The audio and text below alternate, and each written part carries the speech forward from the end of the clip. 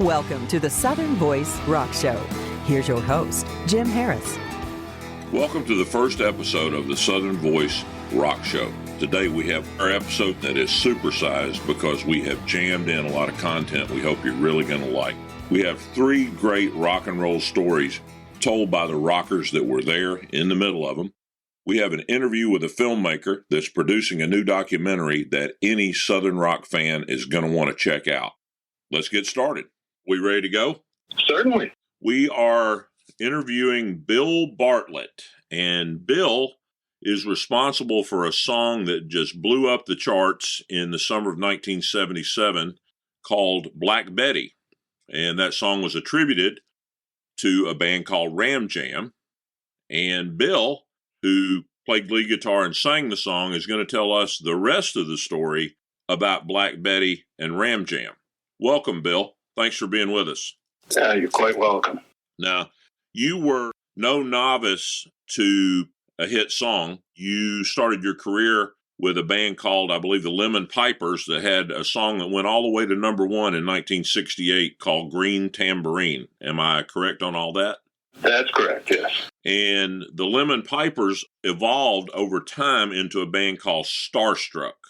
Well, not exactly. It broke up and then a few local bands and then just started a brand new band from scratch. I did have Steve Walmsley on the bass for a while. Actually, it was a whole new band. It really started in 72. And it grew until 1975 when I finally had the personnel that could record a song like Black Betty and do it well. That was David Goldfleece on the bass, David Fleeman on the drums, Tom Kurtz on the rhythm guitar. In 1972, I heard a song called Black Betty done by a folk trio from Minneapolis, Colonel and Glover. I heard that song. The first person I thought of was Betty Page, the pinup queen. But first I thought that song with the Bam-a-lam going on. It reminded me of Little Richard and the wop bop loop bop love bum bum tutti frutti. I said, somebody's going to snatch that up. You better grab it and put some rock and roll around that. So, to my mind, it was a girl named Betty Page that inspired my further developing that tune. And as it turns out, of course, the song originated with a blues legend, Leadbelly. Leadbelly supposedly wrote it. I see stuff online where it says there's a guy named Ironhead Hayes who did it, and he was a prisoner or something in 33. It's the kind of music that it just comes through generations. Right. The guys that were the Gandy dancers on the railroads that would line the track, they had to have a song to sing that had some rhythm to it, so every time they hit a certain word or something, they'd all track over, align it, like they used to do manually in the 20s. I heard the song. It's got some potential. From 72 until about 75, there were different iterations of it, and it got to the point where once I got Goldfleece and Fleeman as the powerhouse, the power room, that could propel that thing. I want to make the connection to Southern rock here, and David Goldfleece, who was on the recording with the band Starstruck, later played for Dickie Betts and then the Allman Brothers. Yep, lost him to Dickie. So I went to New York without a band because these guys, Jeff Katz and Jerry Katz, they'd heard the thing, but they had a whole new edit of it. They said, Epic has turned down your version, but we got a different version they're interested in. But we need you and we need the track. And so we made a deal and went to New York. But I didn't have a band. So they put these guys together around me and named it Ram Jam. And I knew this is the way it goes with those guys. They own it, And I could be there or not be there because they'd hired a guy to be lead singer. And then they hired the rest of these guys, I believe they thought, because there's some kind of acrimony going on. How come Bill gets all the money? Well, Bill's the one that came to New York with the tune. That's why. Gotcha. You just don't walk on in there and, pick up on somebody else's work, think you're going to make money off it. I mean, they were lucky to have a band. I'll give them credit for one thing, though. That backyard video that's out all over the place, they did a damn good job of lip-syncing that tune. It really looks like they're playing the song. Kudos to them for at least faking it really good. But if you look at my guitar, you'll notice that I'm plugged into the bass drum. Interesting. Everybody knows a Les Paul sounds a whole lot better plugged into a Marshall if it has a bass drum as an interface. To sort of wrap things up, Starstruck actually recorded Black Betty. Yes. We in Cleveland Recording Studios.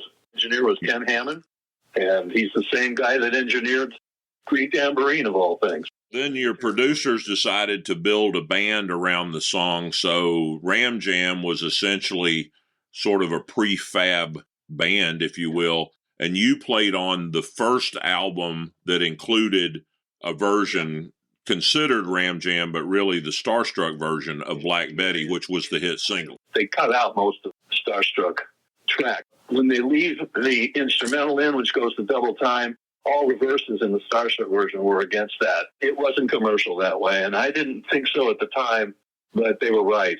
Jeff and Jerry were right in their editing. Bill, it's great to have you kind of set the record straight, and it's great to learn a little inside track on a song that people really love. But there's one other thing I'd like to discuss with you before we wrap this up. All over the internet, you're basically deceased. Is there any truth to that? I think I'm alive. You sound alive. Well, I'm here. What can I say? I can't tell you how much I appreciate you kind of giving us the backstory behind a song that people really, really love. I'm honored that they love it, and it's the kids. If it isn't for the kids, you don't make it in this business. It's a great song to start with, and your version of it is an even greater version of the song. It really fits rock and roll very well. And I think that explains the popularity. Enjoying what you're doing that much, it comes across. If you suck, they're going to know you suck. If you're not happy doing what you're doing. In fact, I wasn't happy with Green Tambourine. With that song, I was. I liked that. But the other stuff they wanted us to record, I said, you know what? I got to get out of this. I don't want to be known for this. Yeah, it was successful, and it's for other people, but I would never buy it. And I'm not enjoying this. So that was kind of a spur to get going, to get something out there to be known for. And luckily, I had a second chance to get something out there, and this is the result. You had a number one song, and then you remade a song that was another hit a few years later, and there's a lot of folks that have never done that. So congratulations, and thank you again. I can't tell you how much I appreciate you sharing the story with us. Well, you're quite welcome, Jim. Our guest today is Eddie Stone. Eddie is a founding member of the great rock band Doc Holliday. He's currently also with Wet Willie. He's a keyboardist, guitarist, vocalist, songwriter. Eddie does it all. Doc Holliday, along with a couple of other Southern bands like Mother's Finest and Molly Hatchet, is very popular in Europe, has been for years. That popularity sets the stage for Eddie's great rock story. Eddie, welcome to the Southern Voice Rock Show. I am really excited for our listeners to hear this great story. Hey, Jim, I'm glad to be here. Yeah, I got a little story to tell. Quite a few years back when Doc Holliday was asked to do a track on an album that was to raise money so that they could erect a statue of Phil Lynott. And they were doing a CD. They got all these great bands to do tracks for it. It was a triple CD. When they asked us, Bruce said, do we want to do it? Of course we do. He said, well, I don't know what's left. It looks like maybe they're all taken. He said, they're sending me a list of available tracks. He got the list and looked down, and about the fifth song, Jailbreak was still there, which was great for us because back in the days before we were Doc Holliday, we were Roundhouse. Jailbreak was one of our go-to songs that we did. So we ran in the studio and cut it and got it there for the release. There's a lot of great artists, which I'm sure you know about, that were on this CD. Well, in addition to a lot of the big artists that were European-based, you had some pretty big American stars there. Southern Rock All-Stars, Randy Bachman, who was the founder of the Guess Who and Bachman Turner Overdrive, Damon Johnson, founder of Brother Kane, currently playing with Skynyrd. Pretty big names. There were some big names, and there were some other big names that were scheduled to be on it who actually cut the tracks. And then the record company, they wouldn't release it for them to put it on the track. It's the politics of music, which you're well aware of, and it happens sometimes.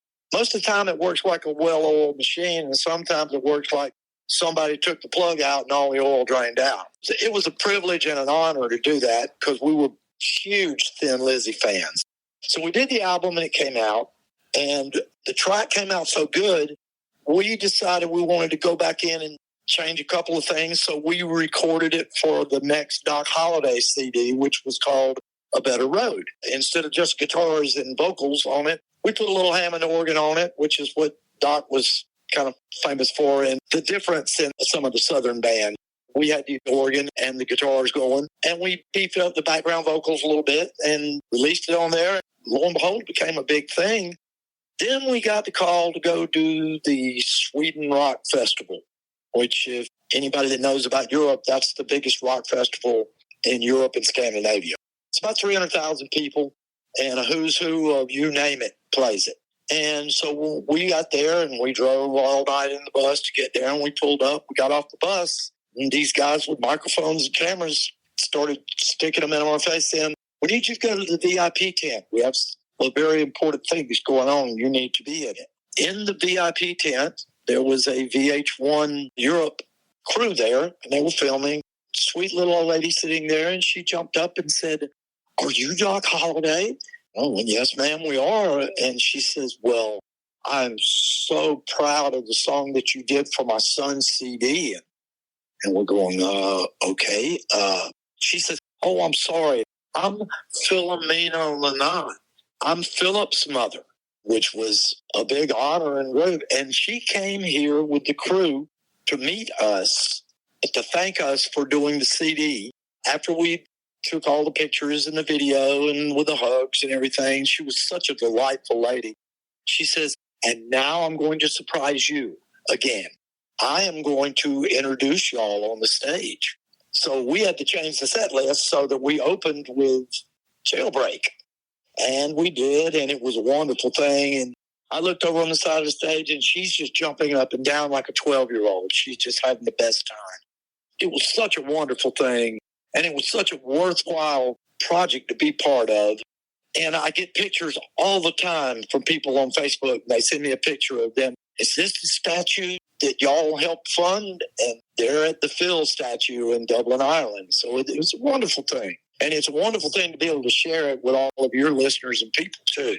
Well, it's not only a great rock story, but it's a great people story. Phil was an incredible musician, a founder of Thin Lizzy, so many iconic songs. What an iconic performer. And to have that association with his mom, I just can't even imagine what was going through your all's minds at the time. It's one of the highlights of our career. It really was. I just can't say enough about what a sweet woman she was. Our older bass player, Daniel Bunn Ford, he does a bit of writing, and he's got a blog called My Stories. And he's got a story about this on there. He tells it better than I do. I was just there living it. So if anybody gets a chance, they need to check that out. It's really good. He's got some good rock and roll stories on there about Doc Holliday.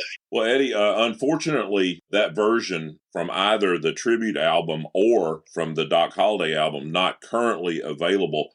But what we're going to do is in the footnotes for the show, we'll post a link to a YouTube video, and I'm hoping that our listeners will check it out. When you hear this version of Jailbreak, you're going to understand what all the excitement was about. It is just absolutely incredible. And if you look on eBay and on Amazon, you can find some European salespeople. Usually that CD's for sale along with about 20 other Doc Holliday CDs that were done for Europe. It'd be worth checking out. There's some good music. It absolutely is exactly that. But Eddie, thank you so very much for taking the time to be with us and for sharing this story. Now, by the way, there's a full interview with Eddie about his career coming up in a future episode, so everyone stay tuned for that. Thank you so much, Jim. And like I said, anytime you need something, give me a holler. It's good to find out that you're kind of a brother of mine from the same hometown. Other than the fact that I have zero musical ability. So other than that. I appreciate you, and I appreciate you wanting to put this out for your listeners. It gives me a warm feeling inside. Well, thanks, Eddie. Everyone recalls the tragedy of October 20th, 1977, when the plane carrying the Lynyrd Skynyrd band and crew crashed in a swamp in Mississippi while en route to Baton Rouge. Ronnie Van Zant, Steve Gaines, Cassie Gaines, Dean Kilpatrick, and the plane's crew all perished. In the months that followed, the survivors struggled to recover from their injuries, and it seemed that the Lynyrd Skynyrd band would be no more. In 1979, Charlie Daniels was hosting his 5th volunteer jam in Tennessee. When the band Stillwater finished their set, Charlie walked on stage with Judy Van Zant and Teresa Gaines, widows from the crash, introduced them to the crowd, and they received a very warm reception. That was followed with Charlie saying 4 words that Southern rock fans had waited for over 2 years, hoping and praying that we were going to hear. Lynyrd Skynyrd is back.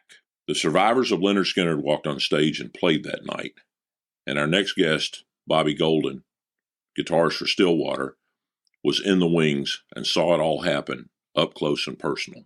Bobby Golden from the great band Stillwater. Bobby, thanks for being here today.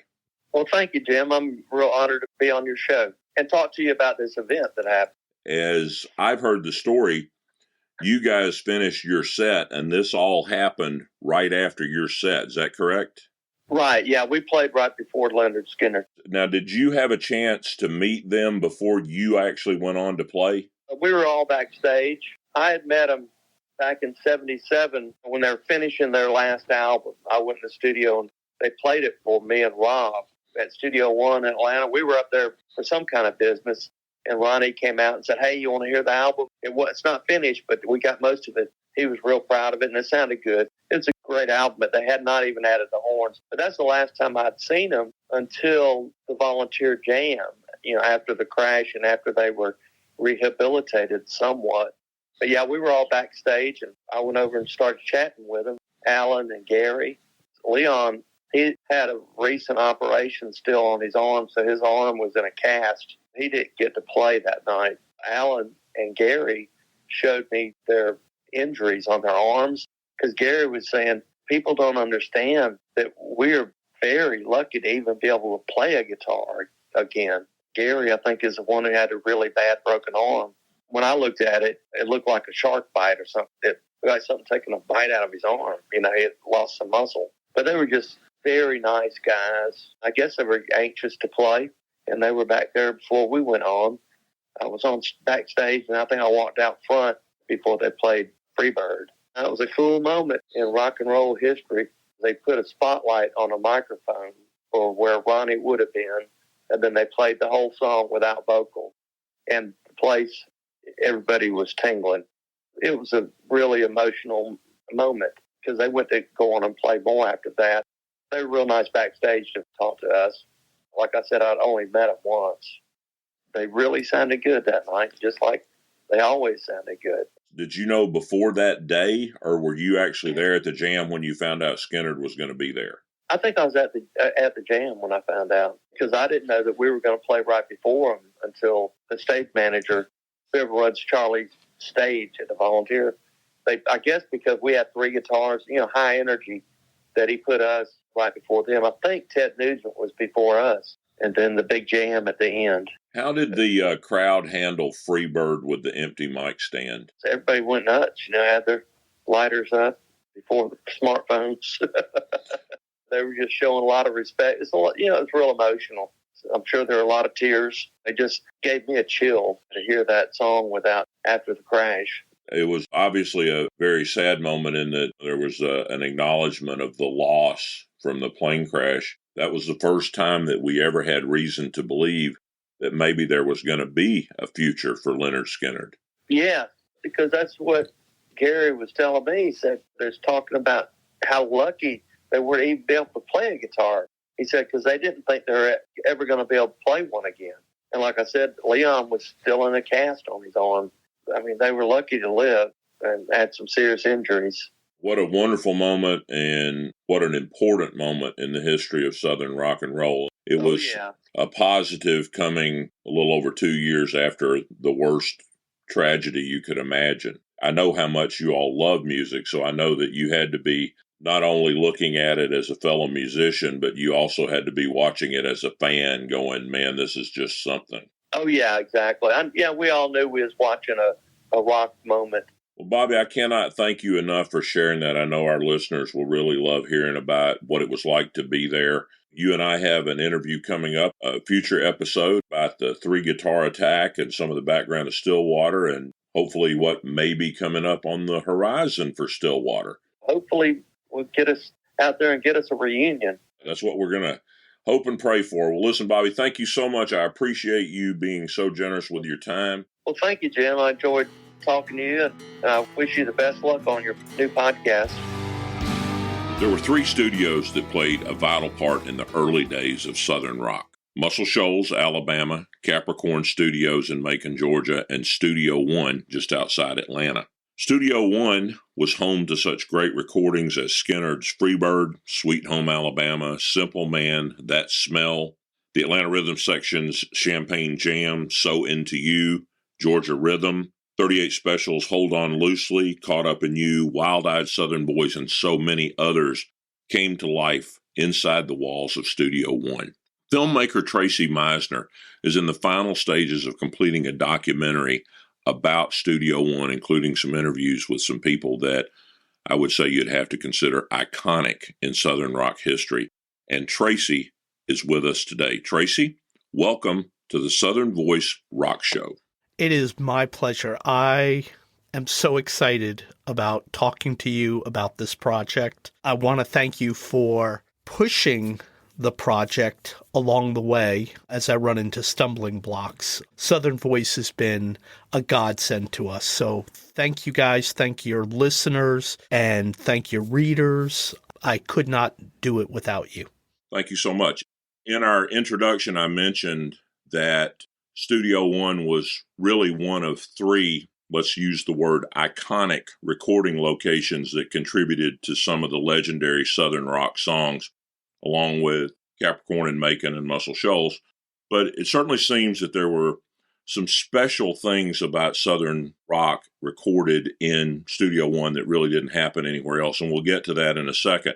But I know one of the first things that our listeners are really going to want to know, and that is, who are some of the interviews that are going to be included in your documentary? In no particular order, some of these people have passed because I started this project 12 years ago. Buddy Bowie, Rodney Mills, J.R. Cobb, Butch Lowry, Alan Walden, Tub Langford, Don Barnes, Johnny Van Zant, Al Cooper, Jeff Carlisi, Dean Daughtry, Rodney Justo, Steve Buckingham, Gary Rossington, Rick Maxwell, Jim Markham, Greg Cannell, Kenny Chrysler, and my last interview was with Gloria Bowie. Wow, that is quite the who's who list of Southern rock royalty. For some of the names that were in that list that you guys may not recognize, a lot of those folks are the producers and engineers behind the recordings. Of course, you know, the recently departed Gary Rossington, what a tragic loss. Johnny Van Zant, you know, some of the guys from ARS. That really is going to tell the story of Studio One from the people who made the story. Exactly. In the history of Southern rock, there are several occasions where a band started recording an album in a studio elsewhere, couldn't get it how they wanted it, where they wanted it, and they packed up and they tracked to Studio One. What do you attribute that to? What was it that made Studio One unique? First of all, I think from an engineering standpoint, you're going to hear the word live sound. In my interview with Alan Walden, he talked about the difference between Capricorn Studio and Studio One. The big difference was Capricorn was more of a softer sound. They had heavy drapes. They had carpeting. And Studio One was more of a live feel. Most of the Southern rock is played live. They like that live sound. The sound actually popped out of Studio One. And I attribute that to Rodney Mills. Rodney was an incredible engineer at Studio One. Also, the big difference was the family feel. It was a family-run studio. It wasn't run by big corporate executives. The big sound emporiums out of L.A. and all those big studios, Criterion out of Miami. Studio One was like going to your mom's house to record. So it had a heartfelt feel when you were in the studio. I just finished a series of interviews with the members of Stillwater, and their 3 albums were recorded at Studio One, and they referenced exactly what you're talking about. They were looking for a way to put down on then vinyl and cassette a sound that represented how they played live. One of the things that was most important to them is they didn't want someone coming to their concert to hear something that sounded differently than their recording. And you look at the bands that recorded there, and you look at Lynyrd Skynyrd, 38 Special, Atlanta Rhythm Section, you have bands that were extraordinarily well known for their stage shows and their sound. The genius of Rodney Mills is a whole different story. A great example of that is Skynyrd's 1977 album, Street Survivors. They had been in the studios in Miami at Criteria, not happy with the finished product, so they headed to Doraville. I wanted to also add another aspect of the recording setup at Studio One that was pretty unique. And this goes back to a story. When they built out Studio One, it was Rodney's idea to put a drum booth on wheels. He made this drum booth that you could roll around the studio so that everyone could kind of see. But what they didn't do was they didn't account for how hot it got in that booth. The drummer could only play one time and then he was done. It was just too hot. So it became Rodney's idea to put the drums in the center of the studio where it had this booming effect. And so what do you do with the musicians? Because the drums are going to overtake the musicians. They wound up running all the amps down the hall and into echo chambers. The players actually played in the control room. The band actually sat on couches together and jammed like they were in their own living room. And that would explain why a lot of the recordings there sound really like a jam session. Exactly. They pulled the keys in there. There was one instance where Johnny Van Zant, and I was on this recording session, he actually sang in the recording studio, in the control room. I had never seen that done. One of the things that also made the studio a unique place was the design of the control room looked like a ship. The producer had probably every vantage point. He actually stood and he could direct the band if the band was actually in the studio itself. And that's kind of what Buddy Bowie did. The documentary is filled with all kinds of those stories coming from the people that actually lived it. Studio One also was involved in a lot of recordings that were very successful that were not at all in the Southern rock genre. Can you talk about maybe a couple of those? Can you give us some names and songs? Yes. Probably the biggest was I Love the Nightlife. I Love the Nightlife was done by Alicia Bridges. You can't talk about Southern music without mentioning Lowry's name. He signed Alicia Bridges, and he had his own recording studio. He sent an unknown producer at the time, Steve Buckingham, who was a session guitar player, to produce I Love the Nightlife. And he wanted it produced at Studio One. Now, Lowry owned his own studio.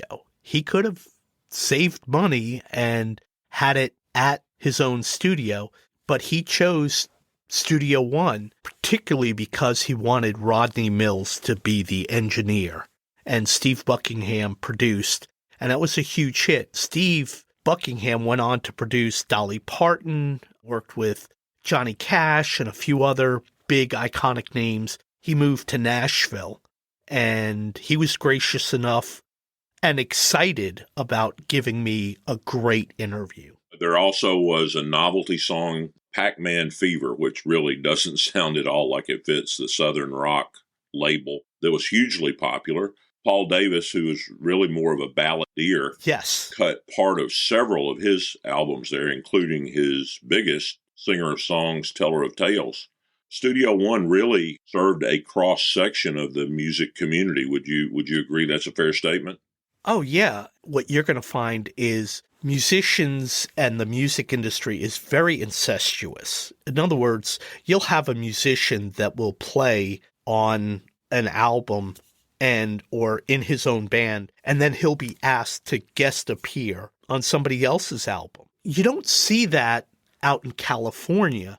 You see that with, the Wrecking Crew and studio musicians, but you see a lot of musicians being asked, hey, could you play drums on my album? I would really love if you played this particular drum style. Because the studio was based for the Atlanta Rhythm Section, who were studio musicians themselves, they often guest appeared on many songs in the Southern Rock era. I call it an era because it was truly an era of great music, Southern Rock. Tracy, what is the approximate release date for the film? Are you far enough along to be able to share with our listeners where they'll be able to see this? Is it going to be streamed in theaters, or is that still to be determined? That's still to be determined. My goal was to produce this self-produced, and for the most part, I've done that.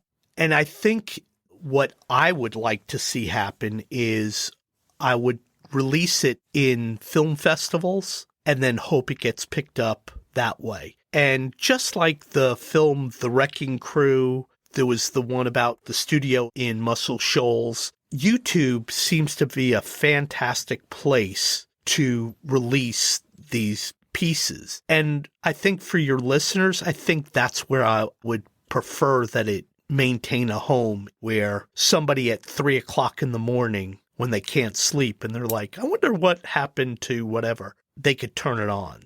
YouTube is where I think the final resting place will be.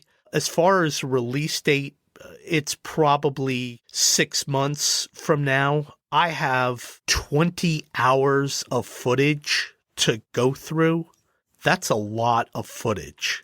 This documentary has spanned over 12 years, and it started off as just a fun thing to do, and then it got serious. When your listeners watch the trailer, they're going to see that it's a cool story. It's a story about a family, Southern rock music, and everybody is in it. Those of us that grew up in the era that are big fans of Southern rock, and there are a lot of us out there, this story is a part of the fabric of our lives. I hope that you will promise to come back and update us on the progress toward the finished film. I definitely will. The link to the official trailer that includes some snippets of the interviews. No pressure, Tracy, but if you don't have it ready in 6 months, we're just going to give out your phone number to all of our listeners and ask them to call 2, 3 a.m. just to kind of make sure that you know that they are really excited. How about that? That sounds wonderful, Jim. It's 1-800-DON'T CALL ME. Thank you so much for being so generous with your time and for sharing the details about what I know from our previous conversations is truly a passion project. Thank you so much for what you do to keep Southern rock alive. Thank you, Jim. I really appreciate it. Guys, thank you so much. We're going to wrap things up today with a hidden gem for you. In 1992, a band called Copperhead released a self-titled album on Mercury Records. There was a lot of horsepower on this particular album. The producer was the legendary Tom Dowd of Derek and the Dominoes fame, also worked with the Allman Brothers, Eagles, Meatloaf, and so many more. Co-producer Rodney Mills, famous for his work with Lynyrd Skynyrd, Atlanta Rhythm Section, and tons of other Southern bands. It never sold like it should, but nonetheless, it contains some killer rock and roll. Check it out. It's available on iTunes. We'll see you next week for the Southern Voice Rock Show. Thanks for listening.